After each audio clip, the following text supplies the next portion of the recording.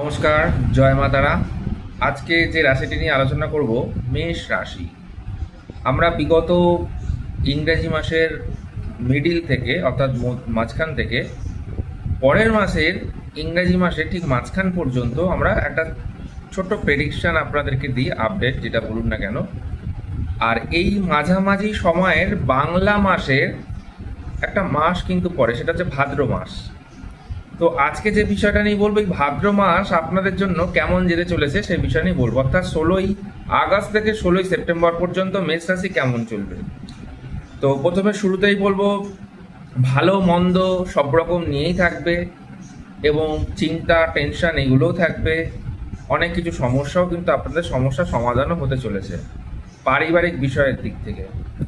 তো প্রথমে যেটা বলবো, যারা পড়াশোনা করছেন, পড়াশোনার মধ্যে টাইম ইনভেস্ট করতে পারছেন না, মোবাইলের প্রতি আসক্তি হয়ে রয়েছেন, পড়াশোনার জন্য ভালো করে মোটিভেট করতে পারছেন না, আমি প্রথমে নোটিস করব আপনারা পড়াশোনায় কিন্তু মনোসংযোগটা দিতে হবে। মোবাইল বা ইলেকট্রিক বা কম্পিউটার এইগুলোর প্রতি গ্যাজেট আপনারা সরিয়ে নিজেদের পড়াশোনার দিকে ফোকাস রাখুন, নাহলে রেজাল্ট কিন্তু খারাপ হতে চলেছে। যারা বিদ্যার্থী রয়েছেন, পড়াশোনার প্রতি মনোসংযোগটা কিন্তু দিতে হবে। কারণ আপনারা যদি পড়াশোনার জায়গাটা ঠিকঠাকভাবে না করেন, এই ট্রানজিটে, এই টাইমের ট্রানজিটটাতে আপনাদের রেজাল্ট খারাপ হতে পারে, নাম খারাপ হতে পারে। স্কুল থেকে বা কলেজ থেকে বা যেখান থেকে আপনারা পড়াশোনা করুন না কেন, বিদ্যার্থীরা তাদের নাম যশ খ্যাতিতে বাধা আসবে।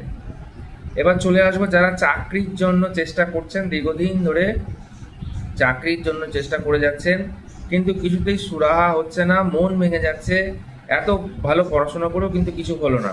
আলটিমেটলি আপনাদের জন্য ভালো সময় এই মাসের 30 তারিখ পর্যন্ত বেনিফিট পাবেন।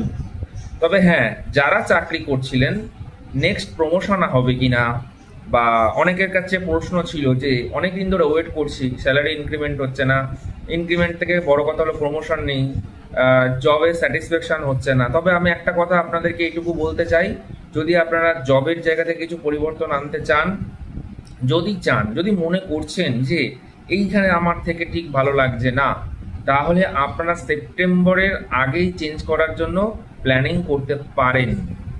কিন্তু যেহেতু পঞ্চম ভাবের উপর রবি আর কেতুর সংযোগ রয়েছে, সেক্ষেত্রে এই মাসটা আপনাদের মানসিক দিক থেকে একটু সমস্যা তৈরি হবে।